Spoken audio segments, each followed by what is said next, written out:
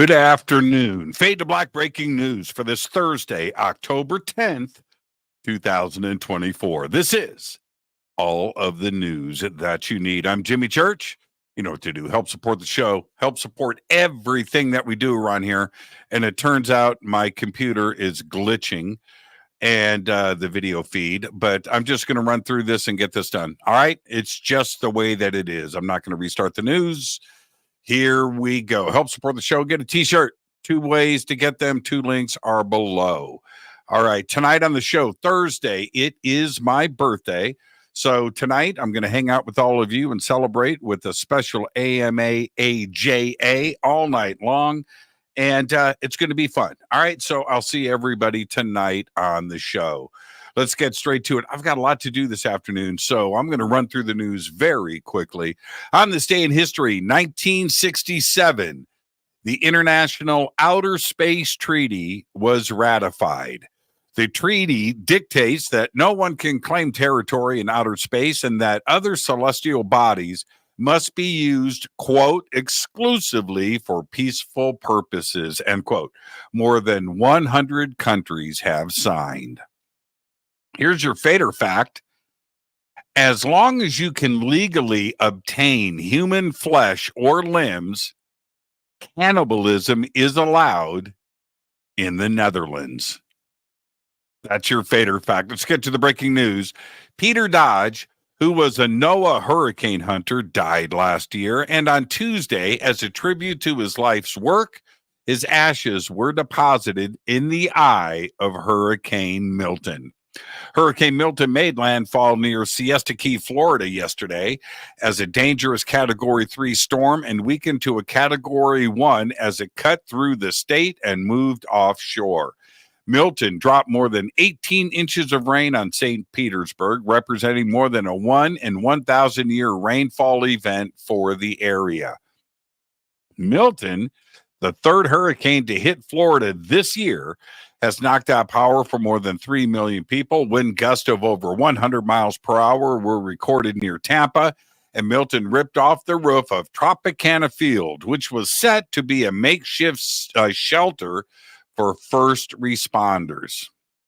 As the U.S. deals with, major back-to-back hurricanes, now a severe solar storm is headed to Earth that could stress power grids even more. The National Oceanic and Atmospheric Administration issued a severe geomagnetic storm watch for today and tomorrow after seeing an outburst from the sun that was detected earlier this week. Such a storm could temporarily disrupt power and radio signals. The Justice Department just confirmed that it is weighing measures up to and including a breakup of Google as it remedies a landmark case in which a court has ruled its search engine to be an illegal monopoly. The disclosure came in a filing made to the U.S. District Court for the District of Columbia on Tuesday night, as Judge Amit P. Mehta begins considering what changes to order Google to make to restore competition in the online search market. Meta's ruling in August that Google search business is an illegal monopoly was hailed as a landmark by antitrust advocates. Google is only one of a handful of major corporations to be taken to court since the 1970s under the federal monopoly law. Line judges will soon be scrapped at next year's Wimbledon Championships and replaced by line calling powered by artificial intelligence. All of this announced by the All England Club.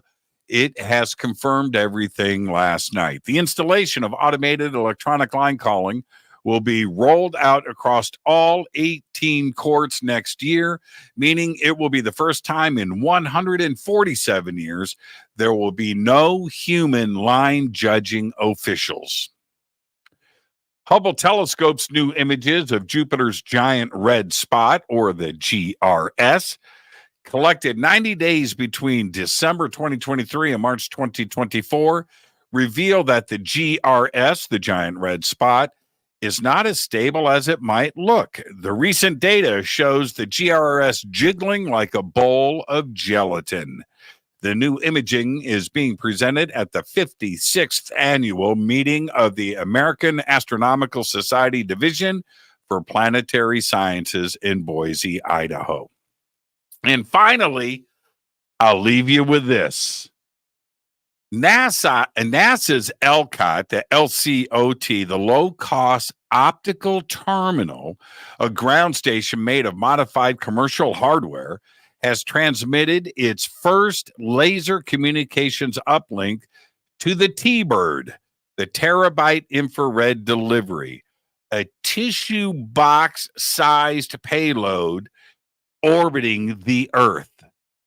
During the first live sky test, NASA's LCOT produced enough uplink intensity for the T-Bird payload to identify the laser beacon, connect, and maintain a connection to the ground station for over 3 minutes.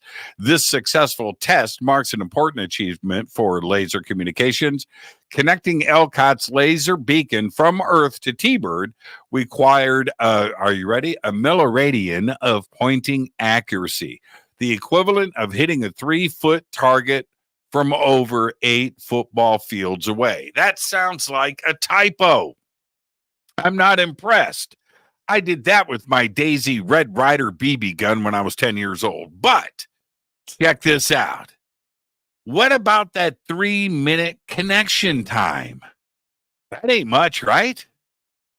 Well, in an actual use case, T-Bird's 3-minute connection time with LCOT would be sufficient to return over 5 terabytes of critical science data, the equivalent of over 2,500 hours of high-definition video in a single pass in 3 minutes.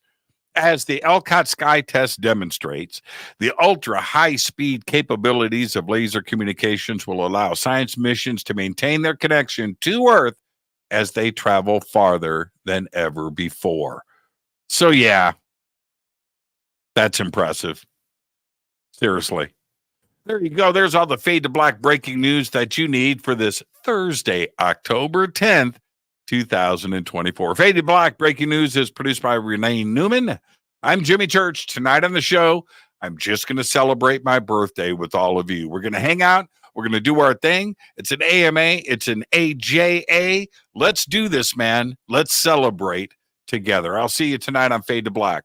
For now, all I've got is go back, Lee Tappy.